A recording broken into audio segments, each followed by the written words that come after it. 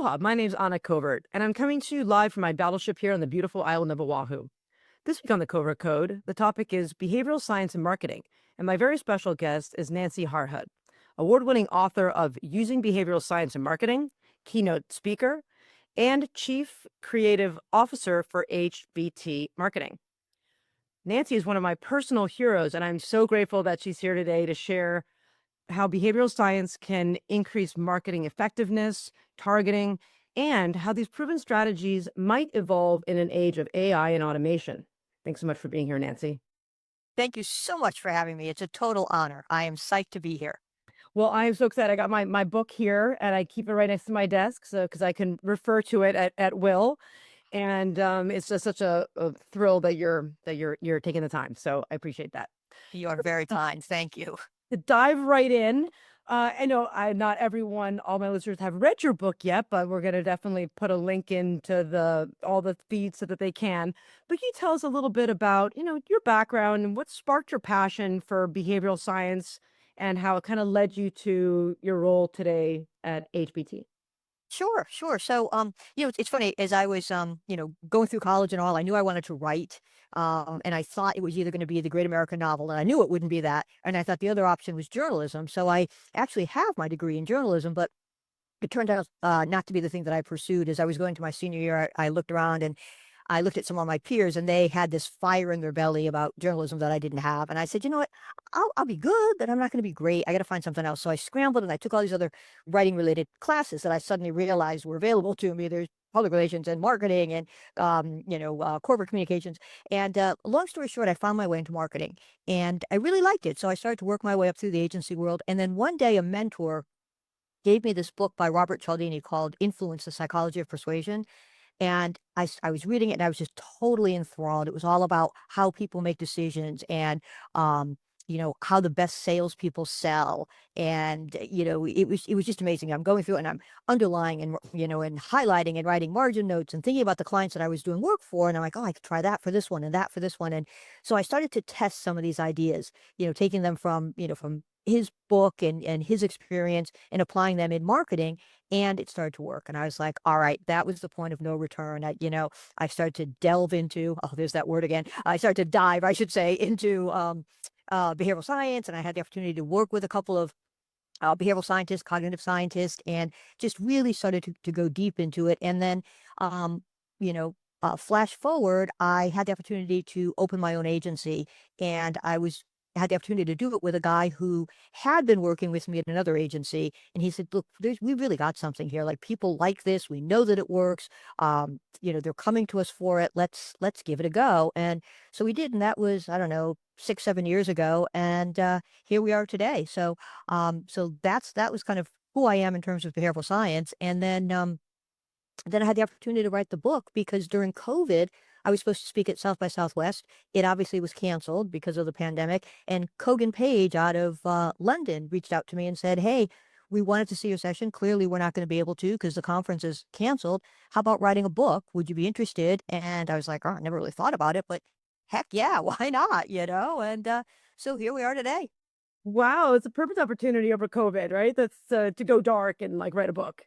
Yeah, yeah. Well, and it's true. Our business got very, very quiet as it did for I think almost every agency. We'd been running full tilt, and then everyone pulled back. No one was sure what was going on, and so we're still doing some work for clients, but not nearly a lot or not nearly as much. And so it was the perfect time to write the book. And it was funny. The publisher had said to me, we're going to expect about a chapter a week. Not that we expect you to send a chapter a week, but basically the way the schedule is going to break out is, roughly it's going to come out to be a chapter a week. We're going to want the first batch and then the second batch. And so, and I said, well, is that typical for someone who has a full-time job and is also writing a book? And they assured me that it was. I can't imagine how I would have done it had it not been, during COVID. But I met their deadline. So I'm like, okay, you asked, I delivered. Wow. So, what I learned from the book, and I love your direct mail examples that you give, and just how to really stand out and be unique. Have you noticed that, as marketing budgets are shifting now, and, before we had, like, I think larger budgets for more unique ideas. Are you seeing a shift on your side in terms of what people are willing to do, or is that kind of why they come to you to get these big, bold ideas, and is mail still kind of your go-to? So I started in mail, and I love it. I suppose, you always love what you started with, but these days we probably do 60-70% digital, whether it's uh, emails or ads or landing pages or content, right? And then, the balance of that is direct mail. And many of our clients are looking for integrated campaigns. I would say that most of them come to us, they have an idea of what they want channel wise, but what they're looking for is the idea. They're looking for the application of behavioral science. So they'll come to us with a particular goal in mind. We need to um, convince people to buy more insurance. We need to convince people to subscribe to our newspaper. We need to sell more, business intelligence software, whatever it is, and they're like, how do we do it? We figure we can do email. We figure we can do direct mail, but what is our message and what's the best way to kind of trigger some of those hardwired decision making shortcuts that our customers and prospects rely on, because that's the kind of the essence of behavioral science. When you think about it, it's this study of how people behave, why they do what they do, and perhaps more important for our conversation, how we can get people to do more of what we want them to do. And behavioral scientists know that there are a lot of automatic, instinctive, reflexive behaviors that people have. And from a marketing perspective, it's a matter of figuring out the best way to trigger them, the best way to increase the likelihood that people will just automatically decide to open this email, decide to open this direct mail piece, decide to click on the button or pick up their phone and dial that 800 number. And, so that's primarily what they'll come to us for. They have a basic idea of where they want to be, who they're marketing to, what they're selling, the channels they want to be in. What they want is the strategy and the messaging. They want that infusion of the marketing best practices and the behavioral science. Yeah, I think that's exactly true. And why when I read your book, I did similar to what you were saying. I was like, oh my God, like, every single chapter was so intense. I had so many ideas that I started putting together kind of similar concepts for our solar clients. I do a lot of solar work. And really, I mean, like just every single one of those strategies that can be applied, like the loss aversion and the scarcity and, the Zingarnik effect and, just autonomy bias, like, and then combining them. And now what we're starting to do is based off of different milestone in the CRM, trying different direct mail that are gonna be going out and triggering those, right? But I think what's really, really interesting and we're how we can apply it online is, not just, because it's almost like the time of day, and we talked about temporal landmarks and other like times when people might be more interested in a product. But I'm interested, are you using, any different type of logic to determine, okay, what's the data saying? Like they got this ad and they clicked and maybe they didn't do anything, but someone else did. And was there any other indicator of that behavior that's a commonality that we can use to try to create like workflows or other deeper levels of post-click engagement? Yeah, it's interesting, and it seems to almost vary by client or by vertical, by industry. Um, for example, like if I'm working on a credit card client, the probably one of the biggest predictors of someone deciding they want a new credit card is, they've either had a really bad experience or they feel that their rate is too high. And if you can come along with a zero APR introductory offer, or if you can come along with it, so it's almost like you almost need to be in the mailbox on a regular basis or be in the inbox on a regular basis. And when that thing happens, same thing with auto insurance. One of the biggest predictors of someone deciding, I'm going to switch car insurance companies is their rates got increased or they were in an accident. And so as marketers, we're not necessarily going to have that information. We may not know when our competitors are going to raise their rates. Maybe we find out afterwards, but prior to that happening, we might not have that intelligence. We probably won't. So some of it is just kind of being in the right place at the right time, having a consistent brand presence, being, consistently around and creating the messaging that makes people have that top of mind awareness so that when that thing happens, that trigger happens, they're like, oh yeah, right. I want to go with that car insurance company, or, I want to choose that solar company. So I think it's more, it's less about having access to that, that thing that's going to make somebody say yes, and more about, just trying to be there. Now, that said, there are some products I think where, yes, you can start to trace that. It's like, all right, somebody saw our ad and they clicked on it, right? And then they came to the landing page, but then they didn't really do anything. So then maybe we retarget them and we get them to maybe download that tip sheet or that guide or that white paper. And then we're like, okay. And if there's been maybe 2 or 3 qualifying events, then we're like, all right, it looks like maybe, they're going to go a little bit deeper. And so maybe we should invest a little bit more money against them. I'm sorry, actually, you did ask about budgets earlier. And I think with everything else I was talking about, I didn't mention that. But, I think every marketer is trying to save money, particularly now.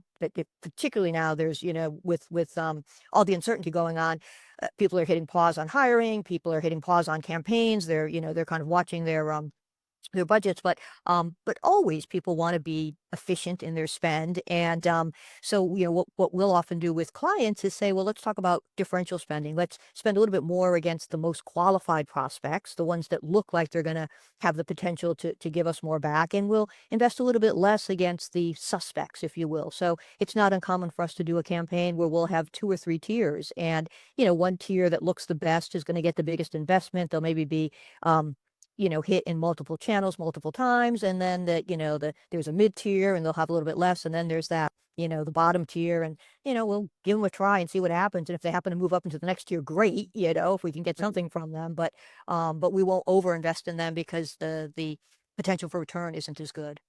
I got a question for you. So, we talk about critical mass messaging and how we have to reach the same audience with a certain number of communications over a certain period of time to typically move them through the funnel. So, how many, when you're testing a certain strategy in behavioral science, how many times are we reaching them with that same message or like messages before we decide if it's working or not working? Is it like just one message, or we're like, no, we're going to try loss aversion, we're going to try it a couple times?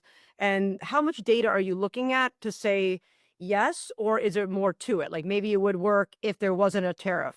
Maybe it would have worked if there wasn't. Is there any situational things people should be thinking of to like layer on? Yeah, yeah, that's a good question. And very often we'll do a campaign, and it'll maybe be an integrated campaign. So maybe people are going to get the loss aversion against the social proof, right? So loss aversion, people are twice as motivated to avoid the pain of loss as they are to achieve the pleasure of gain. Social proof, when people are uncertain, they look at what other people are doing, particularly people like themselves. They follow their lead. So two, really good, solid behavioral science strategies, and depending on what you're selling, let's say, solar, for example, either of those would work. It's like, hey, you're losing money by not converting to solar, or hey, most of your neighbors are doing this, maybe you should look into it too. So both of those are really solid. And so maybe what we would do is we'd say, all right, we're going to do maybe some social ads, some email, and some direct mail, right? And we're going to create this integrated campaign for loss aversion and for social proof. Let's, deploy the campaign, and then let's take a look. And what we're going to do is we'll probably measure the loss aversion against the social proof, and then the two of those also against the previous best performing message, whatever that was. We'll call that the control, right? And we'll see, and if it looks like one of them is doing better, then a lot of times what we do is we'll then kind of back test. We'll say, all right, it looks like this one is the winner. It looks like loss aversion is going to be the winner. Now let's put it in the market a second time to confirm our suspicions here and see if we get the same results. Because you never know. Every once in a while, some weird thing happens and it throws off the numbers, and it's like, what the heck happened? This looked like it was a winner and now it's not. Or that looked like it was, dead in the water, but boy, it's just come roaring back. So a lot of times we'll do the A/B test, if you will, and then maybe throw it in the market a second time just to kind of back test it or verify it. Makes sense. So now to kind of shift a little bit, we talked about how you're doing a lot of digital as well.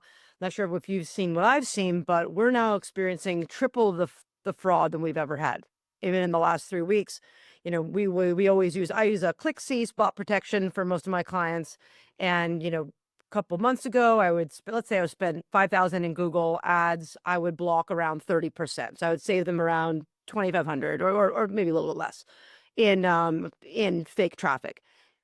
Just in the last few weeks, we've seen that no matter what people are spending, we're saving them equal to or more in bots. So if I spend five, I'm blocking 5,000 or 6,000 in bots. And those are just of what we can see, not the sophisticated AI.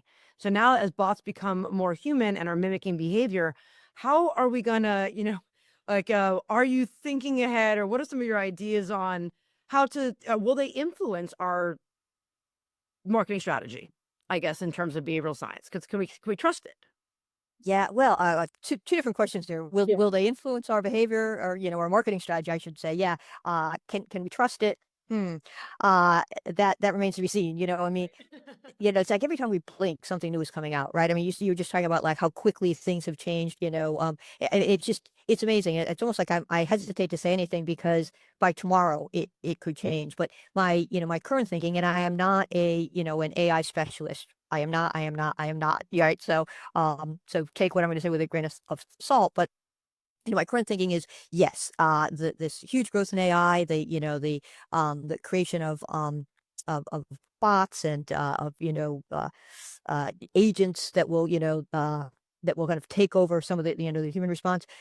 We can't avoid it. It is happening, and so we might as well incorporate it into our strategy, and we might as well do it in a very thoughtful way. And let's get into the game because otherwise, we're going to be left behind. So we have to recognize it. We have to figure out the best, most ethical way to use it. And I think, what it comes down to, I think for a lot of people is if you can make my life better as a customer or as a prospect, using this, go for it. But if it's going to make my life worse, if it's going to make me more frustrated, if I'm not going to get what I need, for the love of God, please find a better way, right? Again, it's incumbent upon us to figure out the best ways to use this at this stage of the game. You mentioned trust. Yeah, I'm a copywriter by trade, right? So I write the direct mail pieces and the emails and things like that.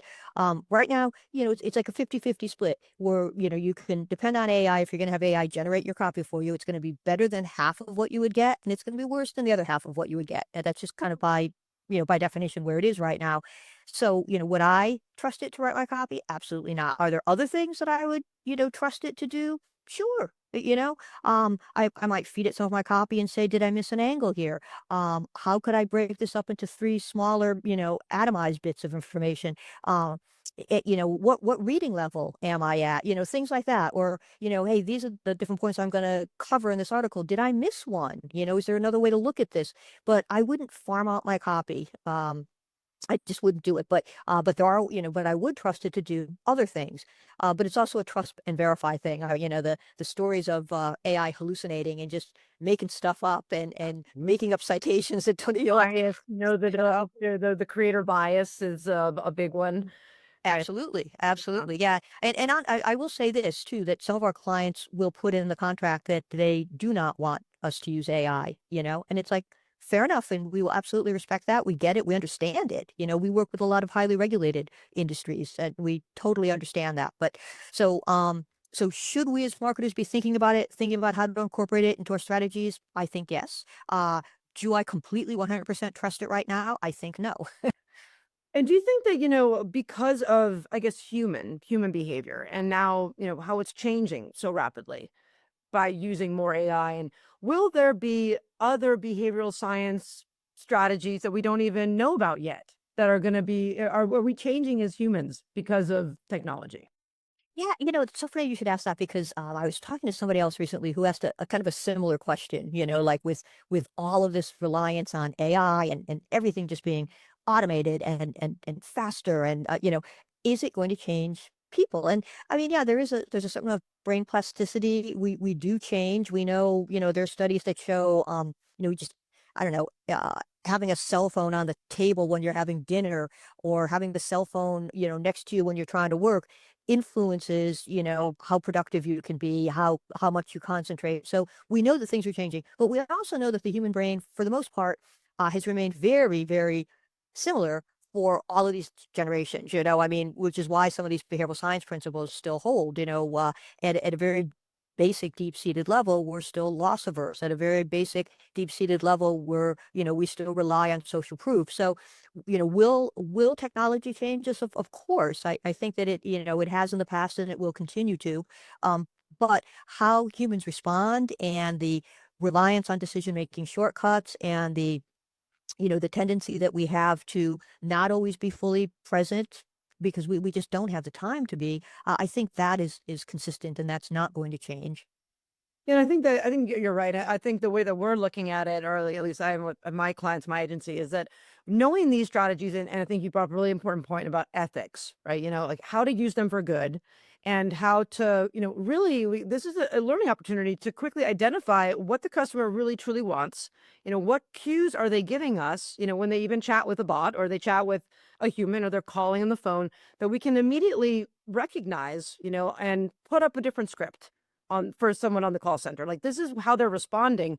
Don't think for yourself on, get overwhelmed, or try try this script, right?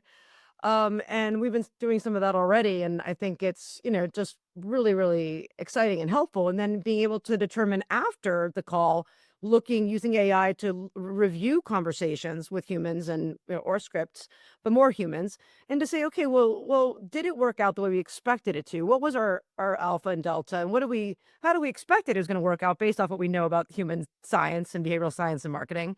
And if it didn't didn't resonate, then why? Why was that? And what can we do to be better communicators?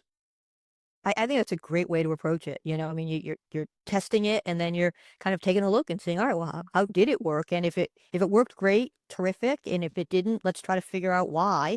And let's pivot. Let's see. And what we might find, like with messaging, is certain things work well against one segment and not against the other. And we might need to get to that sophisticated point where we can start to tell, all right, this is a person who's way more risk averse. This message is going to play better for them. This is a person who's way more, promotion focused. This message is going to play better for them.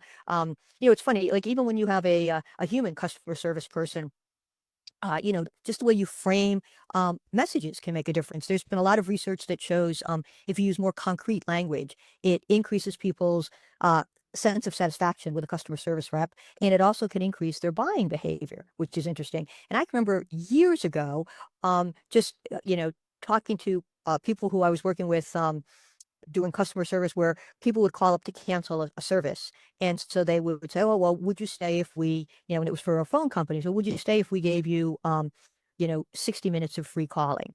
And, people were like, no, no, no. How about an hour? Oh, well, okay. And it's the same thing, right? 60 minutes of free calling is the same thing as an hour of free calling. But, it's and if you were just scripting this out, you might be like, well, what difference does it make? You know what I mean? But when you're actually talking to people, you realize that, that it's that mental shortcut. It's like minutes sounds, well, it doesn't sound like a lot, but a full hour, well, that, and Right. again, people are cruising along on autopilot. They're not really thinking, so it's being able to discover these things, which we did years ago with people, but you can certainly do that using a bot too. But you want to start to test these different things to see, these kind of idiosyncrasies that humans have, or these decision-making shortcuts that, we're relying on, the factors that influence our decisions that we're not even aware of. I mean, if you said to somebody, if you pointed out to them and said, well, Anna, you know that 60 minutes is 1 hour. You'd be like, of course I do. Do you think I'm an idiot? Yes, of course I do, like, yeah. But, in the moment, it's like, no, I don't want 60 minutes.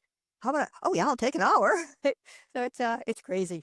Yeah, I think even, using it internally for teams, like I thought it was really interesting about like what I learned about the magnetic middle, and just, how if you have too many products. I mean, in my book, of course, I talk about the same one that you have in yours, that, the jam study of like the, 6 was better than 24. But we've Yep. really found since then is 3 is the magic number. But I thought it was interesting about how if you, I don't didn't always think about the different pricing, right? So if you had another something higher, really, it's gonna, if you add even one product, it could change everything, right? Because of the pricing structure. Like that you should almost have something that's overpriced so that they can go to the thing that you want them to buy. Yeah, yeah. Behavioral scientists have a term for it. They call it decoy pricing. So if you have like your basic and your deluxe, okay, some people are going to buy the basic, some people are going to buy the deluxe. Probably more people are going to buy the basic than you want. That's how it goes because there's the basic and the deluxe. But when you introduce a super deluxe, so now that you have a basic, a deluxe, and a super deluxe, some people might buy the super deluxe, but a lot more people are going to go for that deluxe. It's in the middle range. It feels like a good place to be. So it literally pushes people there. And some marketers are getting very sophisticated. And what they'll do, and you can almost see this if you walk into a movie theater and go to buy popcorn, but the small popcorn, let's say, is $1, and the medium is $2, twice the cost, right? And then the large is 250. Right. And so you're like, it's only 50 cents more. I'm going for the large, So they're using the middle option to as the decoy to push it to the large. So sometimes you use the topmost one to push you down to the middle. Sometimes you use the middle to push you up to the high end. It's really interesting. I was in Mexico on vacation in February, and I pulled out I went to this restaurant, started to look at the drink menu, and I'm like, oh my gosh, they're doing it. They're doing it right here. They had like a small they had like a small goblet, a medium-sized goblet, and then this giant goblet. But the giant goblet was only like, I don't know, 50 pence or something more than the medium. And I was watching, and the waiters are just coming by with these giant like people are buying them. And I'm like, I love this. Even on vacation, I'm, seeing behavioral science. It's amazing. It's hard to turn off, isn't it? So is there an example of a strategy or a campaign you put together that you thought, everything's pointing to that this is going to work out, but then it didn't? And it Uh, was, yeah. so, well, okay, I can, there's, I can give you two, and one of them I can tell you why it didn't work, and the other one I still don't know. So on one of them, um, it was the first credit card piece of business that I was working on, and so we decided to really lean heavily into um, the von Restorff effect or the isolation effect, the idea that things that stand out from their surroundings are the things that get noticed and remembered. And so, we're looking at all the different credit card solicitations and are like, they all look alike. So we thought, well, we're going to do something that just looks completely different. It's going to be impossible to resist. It's going to stand out in the mail. You're going to be so curious you have to open it. And we were like, gung ho, this is what we're going to do. And we probably walk into the client meeting, and I will say this was years ago, but probably walk into the client meeting, we present the work, and they're like, no, like, no, no, no. There are certain things that you just have to have. If you're selling a credit card, you have to say whether or not there's a fee. You have to have what the APR is. You have to have the go-to rate. That go-to rate is the big driver, of information like this. And what? No, no, no. Everything looks, and they're like, it all looks the same for that, but so like we appreciate what you're trying to do. You want something that's going to stand out, but you've gone too far. So they sent us back to the drawing board. So I know, we didn't even get that into the market, but I know why now. And we ended up having a long relationship with them. I think, established 7 different controls for 7 different segments. So it was a very good working relationship, a good productive relationship, but it started out a little rocky because we leaned a little too far into that idea of, we just want to be different. And we had a reason for why we wanted to do it, but we were ignoring too much about the category. And then there was another piece I did. Anna, it still keeps me up at night. Um, we looked at what the client had. That they hired us. They said, listen, we really want you to work with us. Here's where we are, but we really think you could up our game. And we dug into their business, and we created this mailing piece for them. And they were like, "Oh my God, we love this!" Like, they were so excited, and we were so excited. And it didn't show the lift. It just kind of hummed along, and it did just as well, or just as unwell as their existing stuff did. It just didn't. It didn't do it, and they couldn't figure it out. We couldn't figure it out. And Did the mail get delivered? I know, yeah, I know, really. It's like, You know, I've had those situations where I'm like, this is not. There's something that's not like the spidey senses go up, and I'm like, I don't know, like because the post office is, right? They won't scan, especially if it's every door direct mail, or sometimes they scan it at the route, but they won't like you don't. I mean, what if that bag like fell off of the little guy's cart and and rolled under? I mean, who knows? But you never know. I mean, every once in a while you do hear these stories where like this, like, these bags of mail are discovered somewhere, and they're I like, oh my know. gosh, so who knows? And maybe I'll sleep tonight now that you've planted that idea in my head. I'll sleep better Go tonight. down a valley Might have been something somewhere, like that. Right. But yeah, no, and it's fun, and the client that I was working with, he was scratching his head too. We could not figure it out, and then he ultimately moved on to another job, and that was like, or another company, I should say. And so that was the end of that. We never did get to the bottom of it. So sometimes, sometimes it happens. But that's the thing in marketing, particularly in applying behavioral science to marketing, we test, and it's notoriously difficult to beat a control. I mean, it really is. Controls are controls for a reason. They're a control because they are the thing that works the best, you know, over time. You know, iteration after iteration after iteration, campaign after campaign after campaign, that, they're the things that are unbeatable until they get beaten. But obviously they're not easy to beat. And so, And then how much data it does it have happens. data? I think that's also, I get that question asked all the time. Well, we're gonna we're gonna AB, but really AB, there's so many, unless you're running at the same time, and truly it's really hard. I find it to be very challenging to feel feel empowered about an AB test because there's so many other factors that could be involved,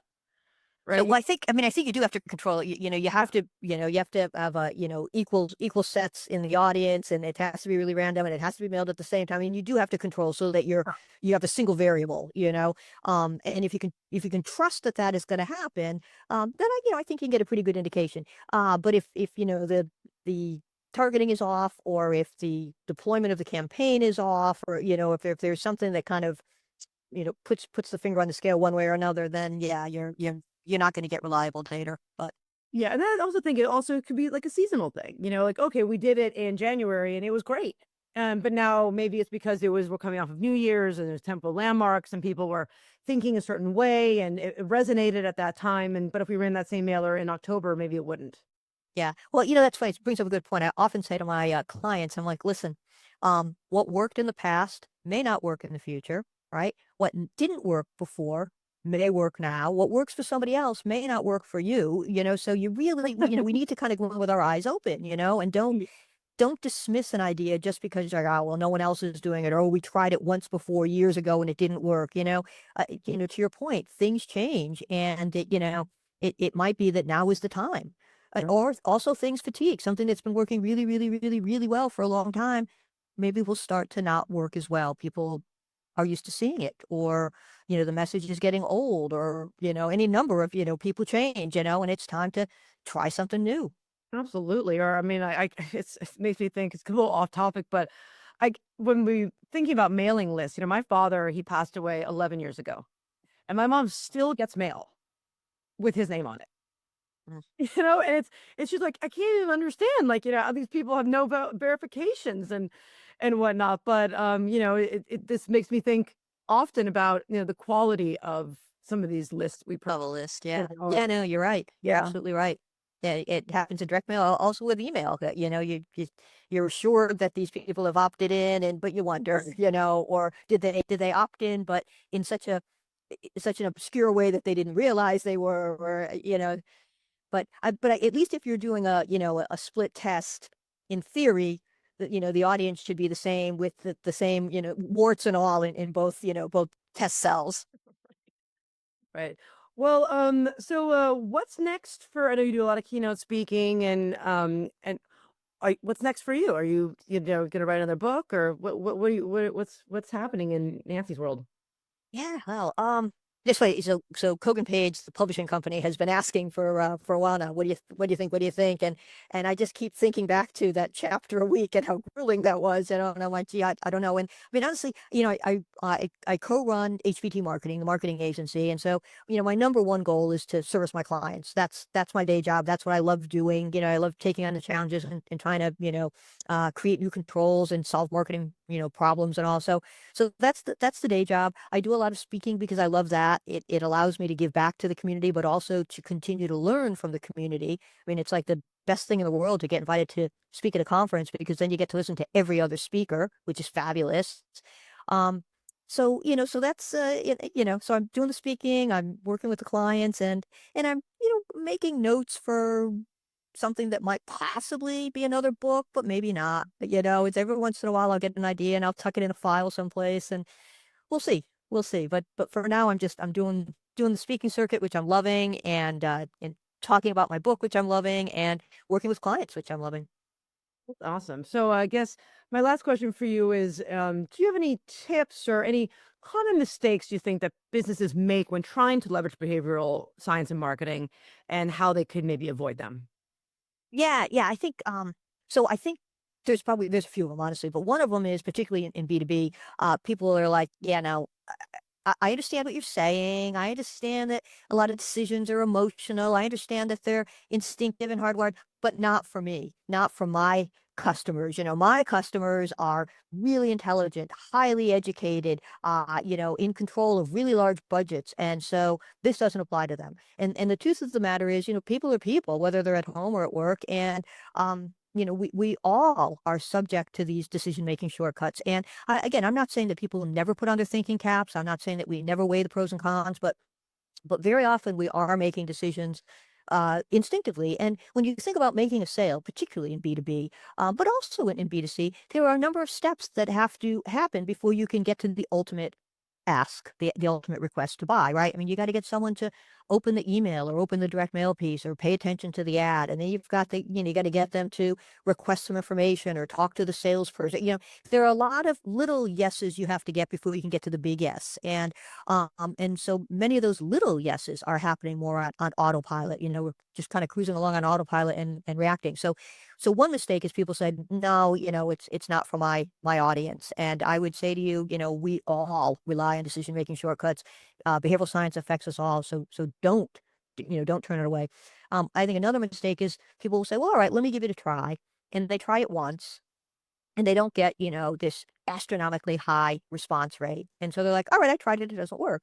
And again, it's hard to be to control. It's also possible that you didn't apply it properly.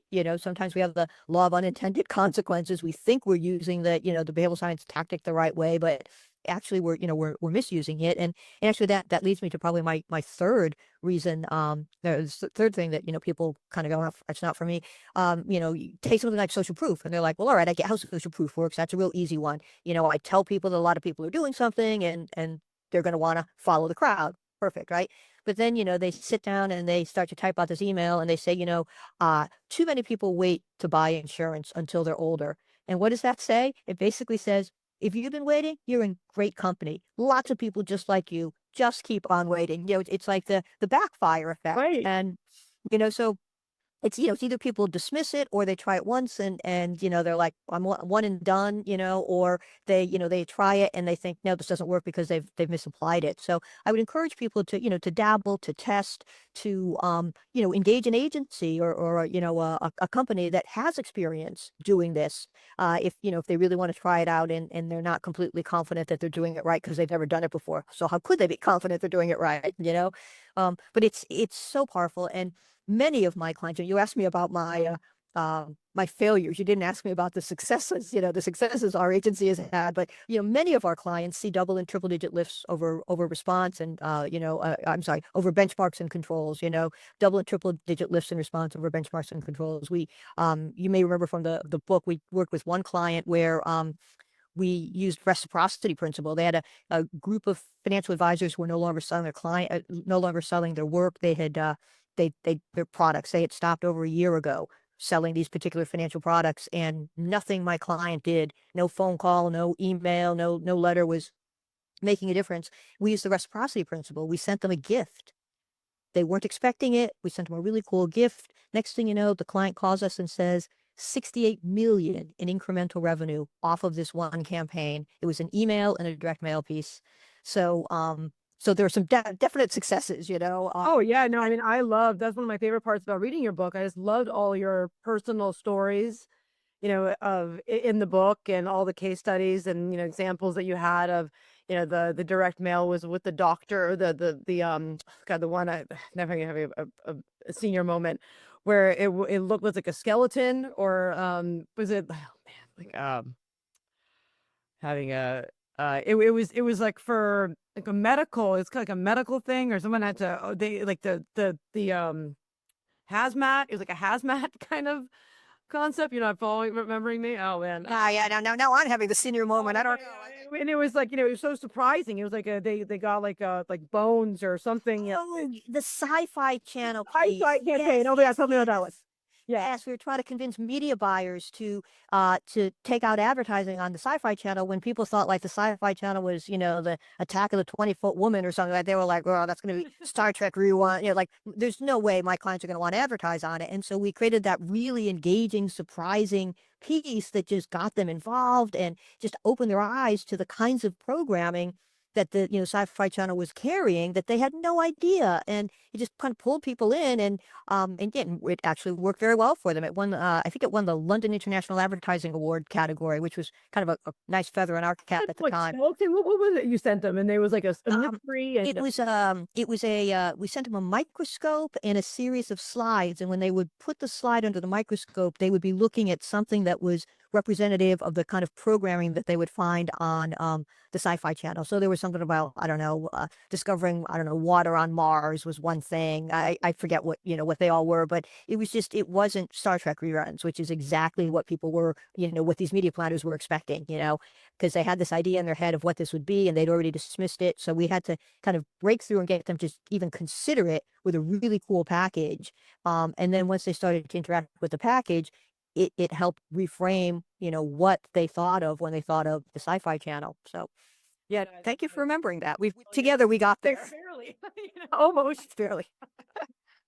Yeah, I know. I thought it was really good. I will say that everyone should pick up a copy of Nancy's book. It's on Amazon. We'll have links. And I just want to thank you so much for being here today. It's been, Thank you so much. It's been a complete pleasure. I've completely enjoyed the conversation. Thank you.